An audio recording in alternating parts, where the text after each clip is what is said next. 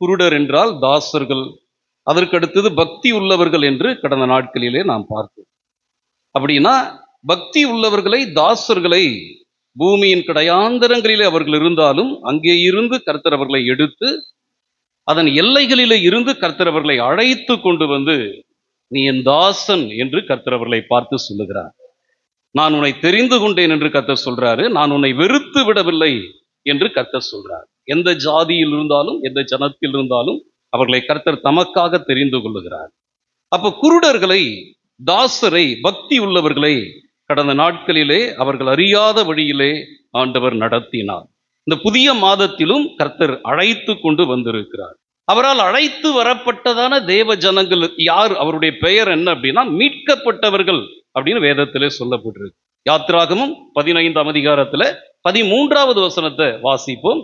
யாத்ராகமம் 15:13.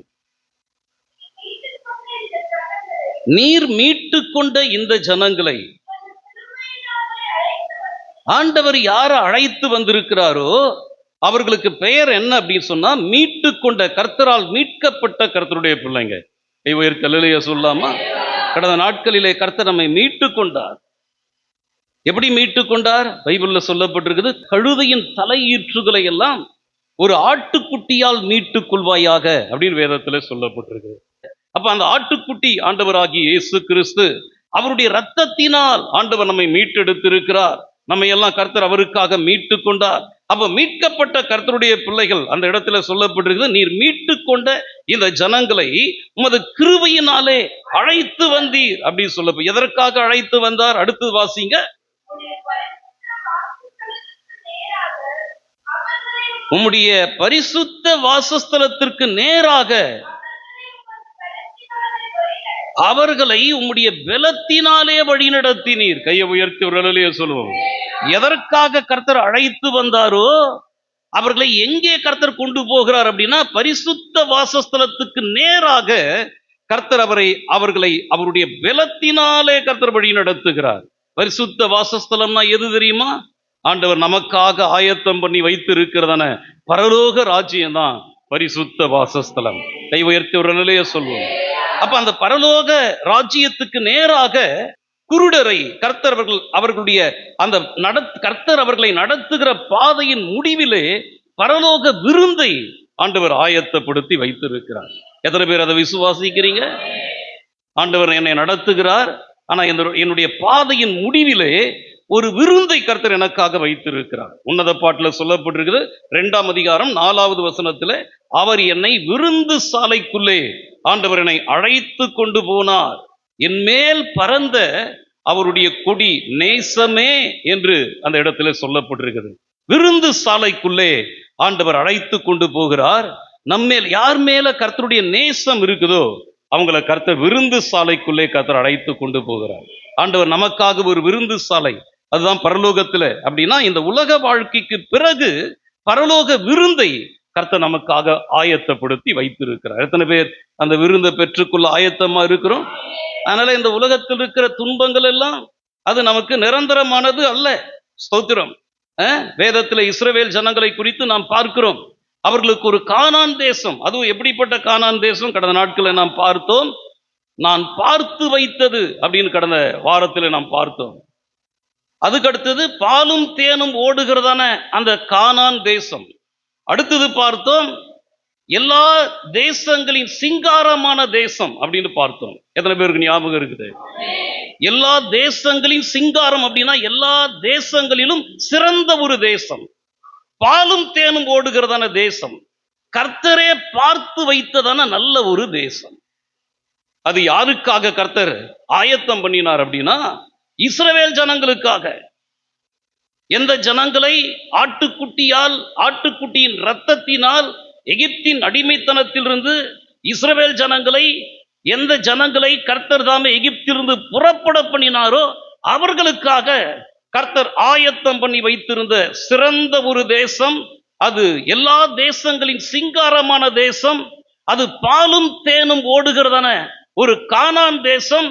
அது கர்த்தரே பார்த்து வைத்ததான தேசம். கர்த்தரே நமக்கு பார்த்து கொடுத்தா அதுல பாலும் தேனும் ஓடும்.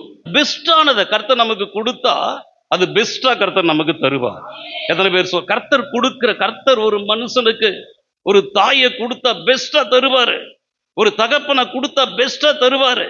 கர்த்தர் ஒருவனுக்கு ஆண்டவர் எதை கொடுக்கிறார், ஒரு பிள்ளையை கொடுத்தா அதை பெஸ்டா தருவார். ஆனா கர்த்தரிடத்திலிருந்து நாம் பெற்றுக்கொள்றோம்னா அதில் தான் நம்ம கவனமா இருக்கணும். ஒரு புருஷனை கொடுக்கிறாருன்னா, ஒரு மனைவியை கொடுக்கிறாருன்னா, கர்த்தர் கொடுத்தா அது உள்ள, அதான் பலாப்பழத்தை பார்க்கறதுக்கு எப்படி இருக்கும், முள்ளு முள்ளா இருக்கும் அப்படின்னா பார்க்க பார்வையா இருக்காது. ஆனா விட்டு பார்த்தோம்னா உள்ள சொல சொலையா என்ன இருக்கும், பழங்கள் நிரம்பி இருக்கும். கர்த்தர் கொடுக்கிறது அப்படிதான் தருவார். கை உயர்த்தி ஒரு அலையிலேயே சொல்லுவோம், இன்னும் கம்பீரம் ஒரு அலையிலேயே சொல்லுவோம். அப்படின்னா ஒரு பாலும் தேனும் ஓடுகிற கானான் தேசத்துக்கு முன்பாக ஒரு துன்ப வனாந்தரத்தை கர்த்தர் அவர்களுக்கு வைத்திருந்தார். இஸ்ரவேல் ஜனங்களுக்கு ஒரு துன்ப வனாந்தரம். அந்த வனாந்தரத்தின் வழியாக அவர்கள் என்ன செய்யணும் அப்படின்னா, அவர்கள் கடந்து போய் தான் ஆகணும். அந்த பாலும் தேனும் ஓடுகிற தேசத்தை, எல்லா தேசங்களின் சிங்காரமான தேசத்தை கர்த்தரே பார்த்து வச்சுதான் அந்த தேசத்தை அவன் போய் சுதந்திரிக்கணும். அப்படின்னா அதற்கு முன்பாக இருக்கிற அந்த சோதனைகளை எல்லாம் அவன் என்ன செய்யணும் அப்படின்னா, அவன் வின் பண்ணாதான் கர்த்தர் கொடுக்கிறத அவனால பெற்றுக்கொள்ள முடியும். எத்தனை பேர் கர்த்தர் கொடுக்கிற அந்த பெஸ்டான தேசத்தை நான் சுதந்திரித்துக் கொள்ள, அதற்கு முன்பாக இருக்கிற உதவாக்கரையெல்லாம் நான் அப்புறப்படுத்த கர்த்தர் எனக்கு கிருபையை தருவாராக. எத்தனை பேர் நான் சொல்றது புரியுது? ஆண்டவர் ஒரு பெஸ்ட்டை நமக்கு கொடுக்கறதுக்கு முன்னால சில வேஸ்டானதெல்லாம் நம்முடைய பக்கத்துல வரும். அதை அவாய்ட் பண்ணதான் காஞ்ச மாடு கம்புல விடுறது போல எதில பாரு சில பேர் விழுந்துருவாங்க. அது என்னன்னா, அந்த மனம் உறுதியாய் கர்த்தரை பற்றி கொள்ளாத மனம் யாரிடத்து வழுவி போகிறதான இருதயம் உள்ளவர்கள், அவர்களை பார்த்து, அந்த இஸ்ரவேல் ஜனங்களை பார்த்து கர்த்தர் சொல்றாரு, அவர்கள் வழுவி போகிறதான இருதயம், எப்பொழுதும் அவர்கள் வழுவி போகிறதான இருதயம் உள்ளவர்கள் என்பதினாலே என்னுடைய இளைப்பாறுதலிலே அவர்கள் பிரவேசிப்பதில்லை என்று என்னுடைய கோபத்திலே நான் ஆணையிட்டேன். கர்த்தர் ஆணையிட்டாக்கா அது நடந்துவிடும். எத்தனை பேர் சொல்றது புரியுது?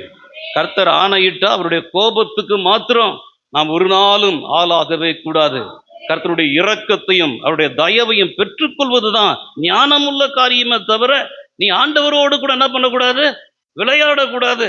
மனிதனையும் பாஸ்டரையும் விசுவாசியும் சாதாரணமா நினைச்சு கர்த்தர்கிட்ட நான் விளையாடுறேன் அப்படின்னா மின்சாரத்தோடு கூட விளையாடுவது, அக்கினியோடு கூட விளையாடுவது. ஆகவே மிக ஜாக்கிரதையா இருந்து நல்ல ஒரு எதிர்காலத்தை சுதந்திரித்துக் கொள்ள கர்த்தர் நமக்கு கிருபையை தருவாராக. தேவ பிள்ளைகளே, விளங்கிக் கொள்ள, நல்லா விளங்கிக் கொள்ளணும். ஆண்டவர் நமக்கு துன்ப வனாந்தரத்தை ஆண்டவர் நமக்கு வைத்திருக்கிறார். அதன் பிறகு ஆண்டவர் நமக்கு என்னத்தை வச்சிருக்கிறார் அப்படின்னா, ஒரு இன்பமான ஒரு தேசத்தை கர்த்தர் நமக்காக வைத்திருக்கிறார். ஸ்தோத்திரம். அதனாலதான் அதை குறித்து உபாகமம் 8வது அதிகாரத்துல 15வது வசனத்துல சொல்லப்பட்டிருக்க ஒரு வசனத்தை வாசிங்க.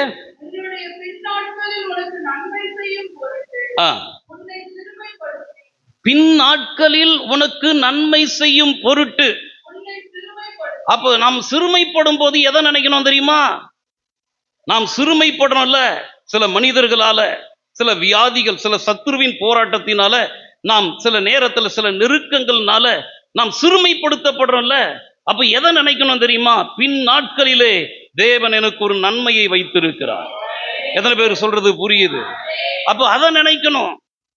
துன்பத்தின் நேரத்திலே எதை நினைக்கணும் அப்படின்னா, ஆண்டவர் நமக்காக வைத்திருக்கிறதான இனிமேல், அதான் வேதத்துல சொல்லப்படும் இக்காலத்து பாடுகள் இனிமேல் வரப்போகிறதான மகிமைக்கு ஒப்பிடத்தக்கவைகள் அல்ல.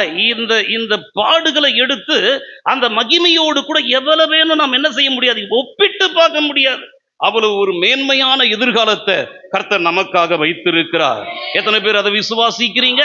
ஆகவேதான் அந்த இடத்துல சொல்லப்படுறது, உன்னுடைய பின் நாட்களில் உனக்கு நன்மை செய்யும் பொருட்டு உன்னை சிறுமைப்படுத்தி உன்னை இதில் தாங்க, இந்த சோதனை இல்லாம ஒருத்தனுக்கு உயர்வே கிடையாதுங்க. இந்த இவ்வளவு நாட்களா என்னை கர்த்தர் நடத்தி வந்த பாதைகள்ல எத்தனை சோதனைகள் வந்திருக்கும். நீங்களும் சொல்றேன், கர்த்தருடைய பிள்ளைகளாகி நீங்களும் ஆண்டவர் நடத்தி வருகிறதான பாதையில ஒவ்வொரு சோதனைக்கு பிறகு ஒரு உயர்வை கர்த்தர் வைத்திருக்கிறார். நீ அந்த சோதனையில விழுந்து போனா கர்த்தர் உனக்காக வைத்திருக்கிற உயர்வை என்ன பண்ண முடியாது, பெற்றுக்கொள்ளவே முடியாது. அப்ப அந்த இடத்துல சொல்லப்பட்டிருக்குது, உன் பின் நாட்களிலே உனக்கு நன்மை செய்யும் பொருட்டு உன்னை சிறுமைப்படுத்தி. அப்ப சிறுமைப்படுத்துவது கர்த்தருடைய சித்தம். கை உயர்த்தி அல்லேலூயா சொல்லாமா? நசுக்குனா தான் தெரியும். தங்கம் நான் அப்படின்றியா? உரசி பார்த்தா தான் தெரியும். கர்த்தரோ அவரை நொறுக்க சித்தமாகி, யாரை?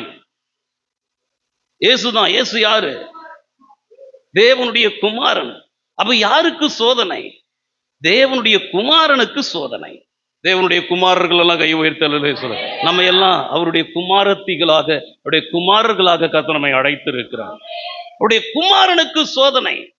கர்த்தரோ அவரை நொறுக்க சித்தமாகி அவரை பாடுகளுக்குட்படுத்தினார் அப்படின்னு சொல்லப்பட்டிருக்குது. அருமையான கர்த்தருடைய பிள்ளைகளே, அப்படிப்பட்டதான நேரத்திலே குமாரன் என்ன செய்தார் அப்படின்னா, நியாயமாய் தீர்ப்பு செய்கிறவரிடத்திலே தம்முடைய காரியங்கள் எல்லாம் ஒப்பு கொடுத்தார். யார் சிறுமைப்படுத்தினது? அவரிடத்திலே சோறு வாங்கி சாப்பிட்டவங்க, அவருடைய நன்மையை பெற்றவங்க, அவரிடத்திலிருந்து உதவியை பெற்றவங்க, அவரால உருவாக்கப்பட்டவங்க. எத்தனை பேர் சொல்றது புரியுது? அவரால நேசிக்கப்படுறவங்க,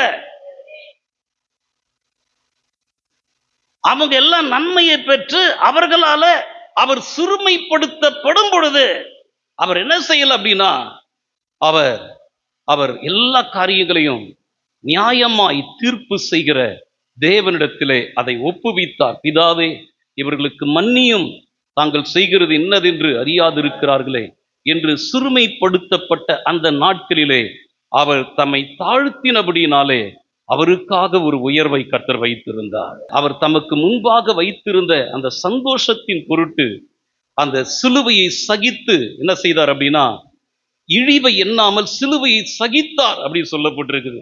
பின் நாட்களிலே உனக்கு நன்மை செய்யும் பொருட்டு உன்னை சிறுமைப்படுத்தி, அப்புறம் வாசிங்க, உன்னை சோதித்து கொள்ளிவாய் சர்ப்பங்கள். அப்ப இதெல்லாம் இருக்கும். சிலது நச்சித்தேலா இருக்கும், சிலது கொட்டினாக்கா தாங்கவே முடியாது, சிலது பேசினாக்கா தாங்கவே முடியாது, அப்படியே இருக்கும். அப்படிப்பட்ட விஷ ஜந்துக்கள் நடுவுல, விஷம் நிறைந்த நல்ல பாம்புக்கு கூட பல்ல மட்டும் விஷம், தலையில விஷம் சொல்லுவாங்க. ஆனா மனுஷனுக்கு உடம்பெல்லாம் விஷம். பார்த்தாலே விஷங்க, கண்ணுல சிரிச்சாவே விஷங்க, சிரிப்புல மனுஷனுக்கு உடம்பெல்லாம் விஷம்.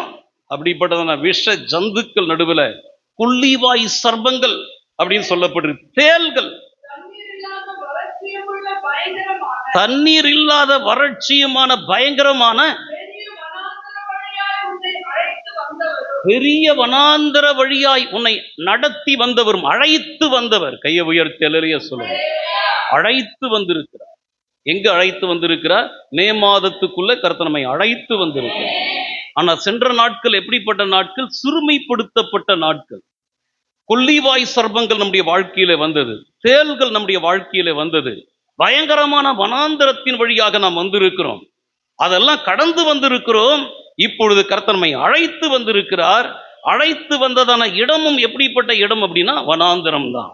இந்த வனாந்தரத்திற்கு பிறகுதான் கர்த்தர் எதை வச்சிருக்கிறார் அப்படின்னா, ஒரு ஆசீர்வாதமான செழிப்பான ஒரு தேசத்தை கர்த்தர் நமக்காக வைத்திருக்கிறார். கையை உயர்த்தி ஒரு அல்லேலூயா சொல்லுங்க. கர்த்தர் நம்மை நடத்துகிற பாதை வனாந்தரம். இந்த வனாந்தரத்திற்கு பிறகு செழிப்பான தேசத்தை கர்த்தர் நமக்கு வைத்திருக்கிறார். வேதத்தில் ஒரு ஆபிரகாமை குறித்து நாம் பார்க்கிறோம். அந்த ஆபிரகாமை கர்த்தர் தாமே அவனுக்கு ஒரு தேசத்தை வாக்குத்தத்தம் பண்ணினார். ஆனா அந்த தேசத்தை அவன் சுதந்திரிப்பதற்கு முன்பாக அவனுக்கு சில பஞ்சத்தின் வழியாக, சில வறட்சியின் வழியாக கர்த்தர் அவனை நடத்தினார். அப்பொழுது அவன் எதிர்பார்த்த நன்மைகள், அவனுக்கு கர்த்தர் கொடுப்பேன் என்று சொன்னதான ஆசீர்வாதங்கள் அவனுக்கு வந்து சேராத, தாமதமாகதான அப்படிப்பட்ட நேரத்துல அவன் சோர்ந்து போய்விட்டான். அப்படிப்பட்ட சோர்ந்து போன நேரத்துல ஆதியாகமம் 15ஆம் அதிகாரத்துல 5வது வசனத்துல கர்த்தர் அவனை பார்த்து சொல்றாரு, அவனை கர்த்தர் வெளியே அழைத்து, நம்மளெல்லாம் கர்த்தர் அழைத்து இருக்கிறார். எங்கிருந்து அழைத்து இருக்கிறார்?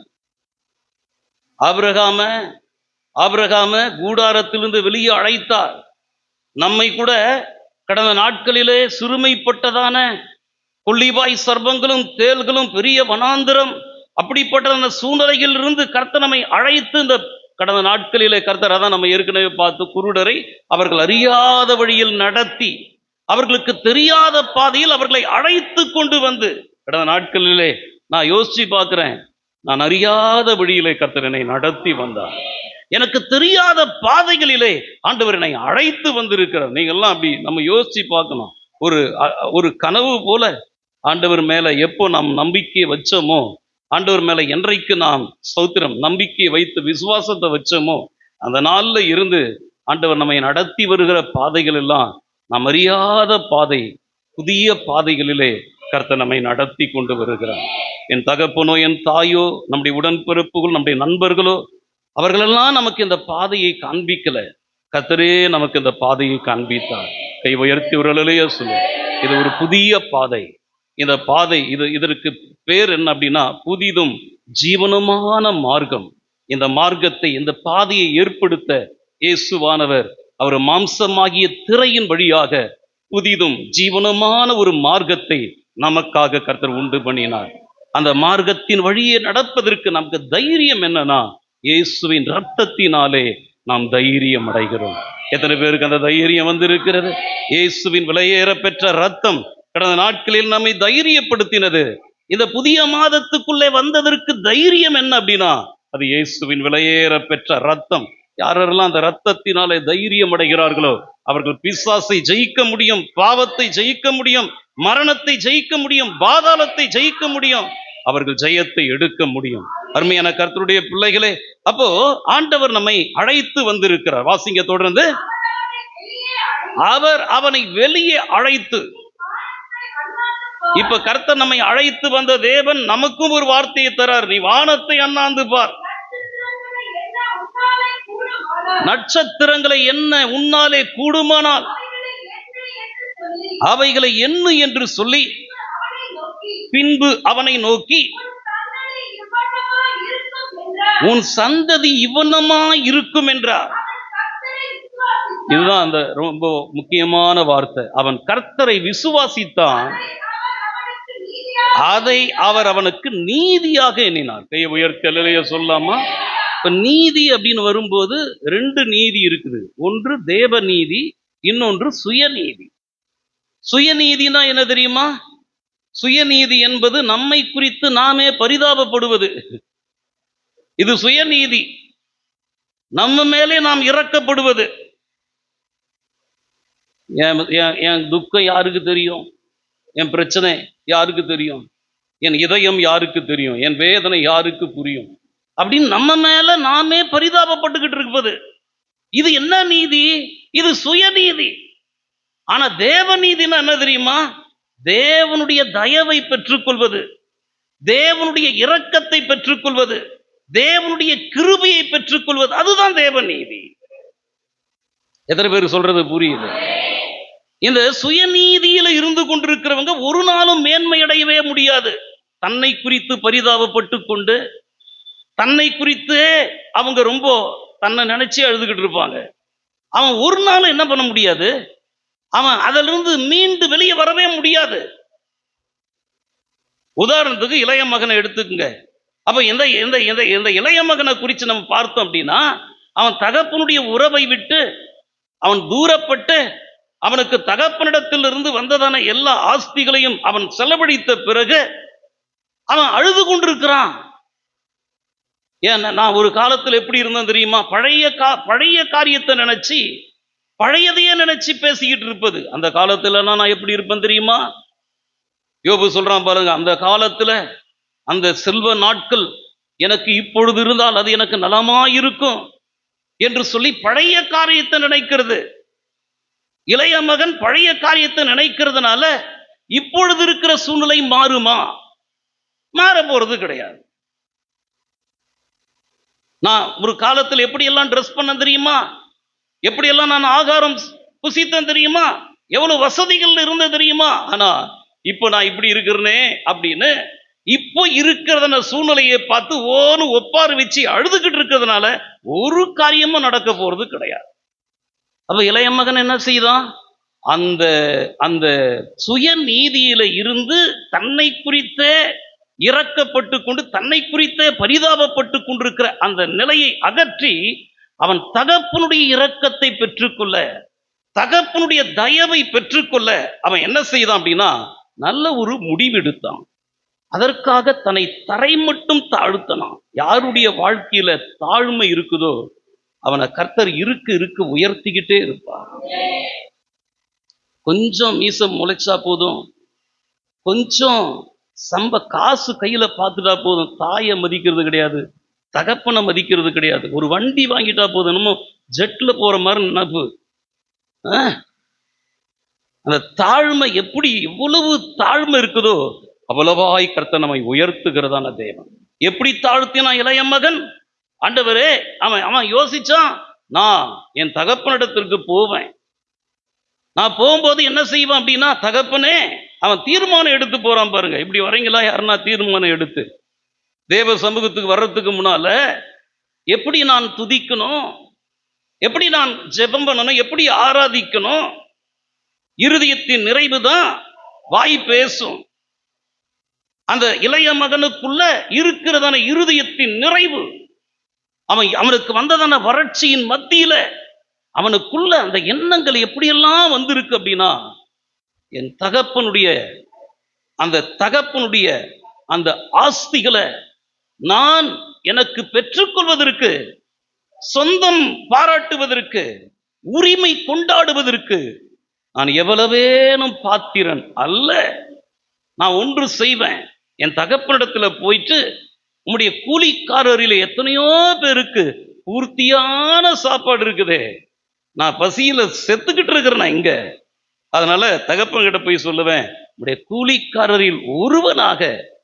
குமாரன் சொல்லலைங்க, குமாரன் சொன்னதானே சொத்துல பங்கு கேட்டு வந்தான்னு சொல்லி நினைப்பாங்க. தகப்பனை ஏற்றுக்கொள்றதுக்கு, தகப்பனே கூட அவனை ஏற்றுக்கொள்றதுக்கு யோசிப்பான். ஏன் அப்படின்னா, மகனா வந்திருந்தான்னா இவன் மறுபடியும் ஏதோ என்ன கேட்டு வந்திருக்கிறான், ஏதோ பாகத்தை என்கிட்ட ஏதோ வாங்கிக்கணும்னு வந்திருக்கிறான். ஆனா வந்தது எப்படி வந்திருக்கிறான், கூலிக்காரனா வந்திருக்கிறான். வந்தது எப்படி வந்திருக்கிறான், என்ன ஒரு கூலிக்காரனா ஏற்றுக்கொள்ளும் என்பேன் என்று சொல்லி அவன் எழுந்து புறப்பட்டு தன் தகப்பனிடத்திலே வந்தான். கையை உயர்த்தவர்களே சொல்லும், அதுதான் தேவ நீதி. தகப்பனுடைய இரக்கத்தை தகப்பன் அவனை பார்க்கும்போதே, அவன் நடைய பார்க்கும்போதே தெரிஞ்சுக்கிட்டான். ஆலயத்துக்கு வரும்போது எல்லாம் கவனிப்பாங்க, அவன் எப்படி போறான், வண்டியில போறானா, எப்படி ட்ரெஸ் பண்ணி போறான், 4 பட்டனை திறந்து விட்டு போறானா, எப்படி வரான் சர்ச்சைக்கு அப்படின்னு சொல்லி பார்க்குறாங்க. அவங்க எல்லாம் நம்மளை பார்த்துட்டு இருக்கிறாங்க. யாரு பார்க்குறாங்களோ பார்க்கலையோ, பரலோக சிங்காசனத்தில் இருக்கிற தேவாதி தேவன் நாம் வீட்டில் புறப்படும் போதே கசந்து கொண்டு, மனைவி கிட்ட கசந்து கொண்டு, நீ தான் சீக்கிரம் போனோம் போ, நான் கொஞ்சம் லேட்டா வரேன், இப்படியே கசந்து கொண்டு. ஆனா தாவீது சொல்லும்போது சொல்றான், கர்த்தருடைய ஆலயத்துக்கு போவோம் வாருங்கள் என்று அவர்கள் சொன்ன பொழுது நான் மகிழ்ச்சியா இருந்தேன். அப்ப ஆலயத்துக்கு எப்படி வரணும், மகிழ்ச்சியோடு கர்த்தருக்கு ஆராதனை செய்து ஆனந்த சத்தத்தோட அவர் சந்நிதிக்கு முன்பாக வாருங்கள். நாம் அல்ல, அவரே நம்மை உண்டாக்கினார்.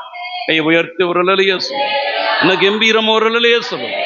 ஆலயத்துக்கு எப்படி வரோம் தேவ பிள்ளைகளே, எவ்வளவு மகிழ்ச்சியோடு வருகிறோம், எவ்வளவு சந்தோஷமாய் வருகிறோம், எவ்வளவு தேவன் மேலே வைத்ததான ஆனந்தத்தில் வருகிறோம்.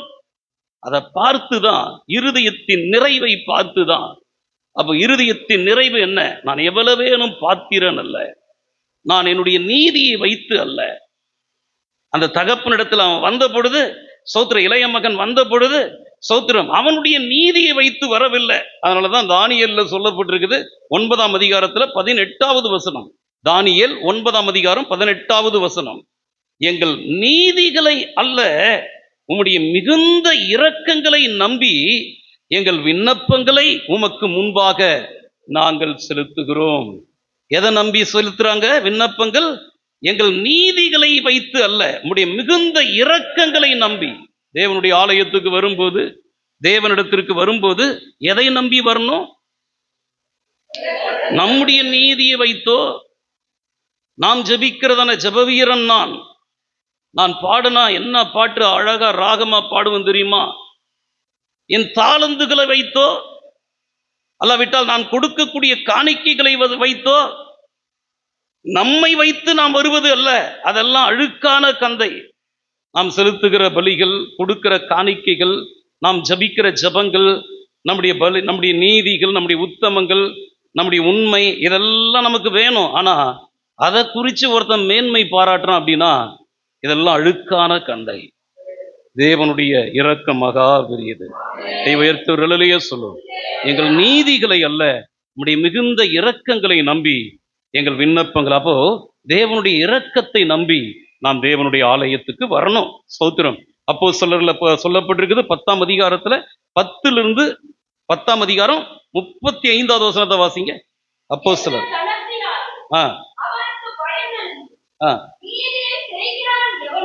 எந்த ஜனத்தினாயினும் அவருக்கு பயந்து நீதியை செய்கிற எவனும் அவனே அவருக்கு உகந்தவன் என்று நிச்சயமாய் அறிந்திருக்கிற. எந்த ஜாதியில் இருந்தாலும் ஸ்தோத்திரம், அவருக்கு பயந்து இருக்கிறவன் மாத்திரம்தான் ஸ்தோத்திரம். பயந்திருந்து நீதியை செய்கிறவன் எவனோ அவன்தான் தேவனுக்கு உகந்தவன். கையை உயர்த்தவர்களே சொல்லுவோம். நம்ம எல்லாரும் தேவனுக்கு பயப்படுகிற அந்த பயம் வந்துருச்சுனாவே நாம் எங்க வந்துட்டோம்னு அர்த்தம் அப்படின்னா தேவனுடைய நீதிக்குள்ள வந்துட்டோம். கையை உயர்த்தவர்களே சொல்லுவோம். அவருடைய தயவு, அதான் ஏற்கனவே சொன்ன சுய பிரீதாபம், சுய இரக்கம், இதெல்லாம் சுய நீதி. ஆனா தேவனுடைய இரக்கத்தையும் தேவனுடைய கிருபையும் தேவனுடைய தயவையும் நம்முடைய வாழ்க்கையில பெற்றுக்கொள்வது இருக்கிறதே, அதுதான் தேவ நீதி.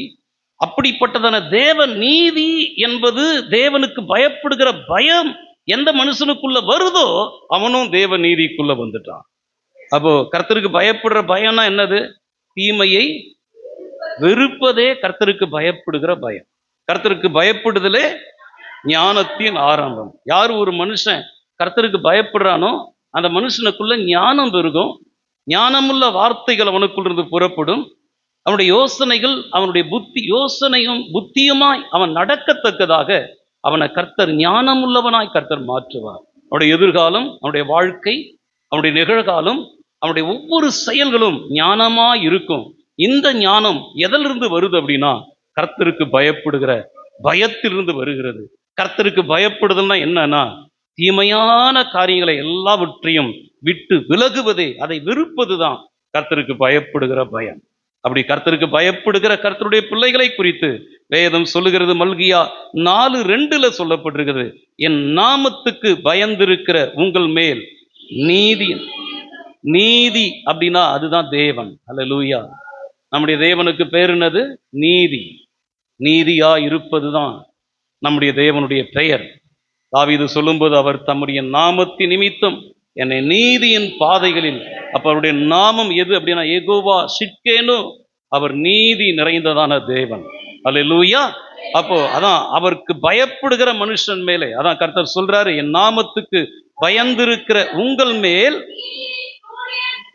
நீதியின் சூரியன் உதிக்கும், அதன் செட்டைகளின் கீழ் ஆரோக்கியம் இருக்கும்.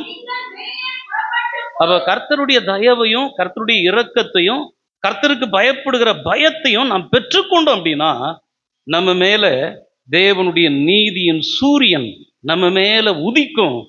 அந்த நீதியின் சூரியன் செட்டைகளுக்குள்ளே ஆரோக்கியம் இருக்கும். கை உயர்த்த சொல்லும். உலகத்துல எந்த வைத்தியர்களினாலும் மருந்து மாத்திரைகளினாலும் நமக்கு கொடுக்க முடியாத ஒரு ஒரு ஆரோக்கியம் எங்க இருக்குது அப்படின்னா நீதியின் சூரியனிடத்தில் இருக்கு. அந்த நீதியின் சூரியன் தான் ஆண்டவராகிய இயேசு. கை உயர்த்தி ஒரு அலையிலேயே சொல்லுவோம். அவருடைய செட்டையின் கீழ் ஆரோக்கியம் இருக்கும். நீங்கள் வெளியே புறப்பட்டு போய் கொழுத்த கன்றுகளை போல வளருவீர்கள், துன்மார்க்கரை மிதிப்பீர்கள். நான் இதை செய்யும் நாளிலே அவர்கள் உங்கள் உள்ளங்கால்களின் கீழ் சாம்பலாய் இருப்பார்கள் என்று சேனைகளின் கர்த்தர் சொல்றார். கை உயர்த்தலையோ சொல்ற. சேனைகளின் கர்த்தர் சொன்னாக்கா சொன்னதுதான். அவர் சொல்றதெல்லாம் நடக்கும். கை உயர்த்தலையோ சொல்லும்.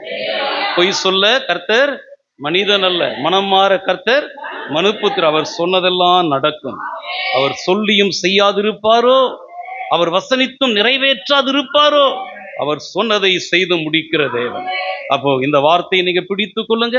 அவருக்கு அவருடைய தயவு இந்த மாதத்துல இப்போ நான் உங்களுக்கு சொல்ல வேண்டிய காரியம் என்னன்னா, நம்முடைய சுய பரிதாபத்துல நாம் இருந்து கொண்டு இராதபடி தேவனுடைய பரிதாபத்தையும் தேவனுடைய இரக்கத்தையும் தேவனுடைய தயவையும் நாம் பெற்றுக்கொள்ள நாம் முயற்சி செய்வோம் என்று சொன்னால் நம்மேல் தேவனுடைய நீதியின் சூரியன் நம்மேல் உதிக்கும். அவருடைய செட்டையின் கீழே ஆரோக்கியம் இருக்கும். நாம் வெளியே அந்த செட்டைகளுக்குள்ளிருந்து வெளியே போகும் பொழுது கொழுத்த கன்றுகளை போல வளருவோம். துன்மார்க்கரை மிதிப்போம். கர்த்தர் அதை செய்யும் நாளிலே துன்மார்க்கர் நம்முடைய கால்களின் கீழே சாம்பலாய் இருப்பார்கள். இதை கர்த்தர் அதான் தேடியும் அதை காணாதிருப்பீர். எனக்கு விரோதமாய் எழும்பினவன் எங்கே? தேடியும் அவனை காணாதிருப்பீர்கள். எங்கே? உள்ளங்கால்களின் கீழே சாம்பலாய் இருக்கத்தக்கதாய் அவரை குறித்து மேன்மை பாராட்டுகிறவனை எழுந்து நிமிர்ந்து நிற்க வைக்கிற தேவன். ரதங்களை குறித்து குதிரைகளை குறித்து மேன்மை பாராட்டுகிறவனை முறிந்து விட வைக்கிற தேவன். நம் தேவன் நம்மை எழுந்து நிமிர்ந்து நிற்க வைக்கிறவர். நம் மாதத்திலே கர்த்தரை குறித்து மேன்மை பாராட்டுவோம். அவருடைய நாமத்தை குறித்து மேன்மை பாராட்டுவோம். பரலோக விருந்தை கர்த்தர் நமக்காக ஆயத்தம் பண்ணி இருக்கிறார். அந்த விருந்துக்காக தொடர்ந்து அவர் அதற்காக தான் கர்த்தர் நம்மை அழைத்து வந்திருக்கிறார். எத்தனை பேருக்கு அது புரியுது? ஆண்டவர் இம்மட்டும் நடத்தினதும் இனிமேல் இப்பொழுது நம்மை நடத்தி கொண்டிருப்பதும் எதற்காக அப்படின்னா, பரலோக விருந்துக்காக கர்த்தர் நம்மை நடத்தி கொண்டிருக்கிறார். சீக்கிரமாய் அந்த விருந்தை கர்த்தர் நமக்கு தரப்போகிறார். அந்த விருந்தை பெற்றுக்கொள்ள நாம் ஆயத்தமாவும். ஆண்டவர் நம்மை ஆசீர்வதிப்பார். எல்லாரும் எழுந்து நிற்போம். கர்த்தரை நோக்கி பார்ப்போம்.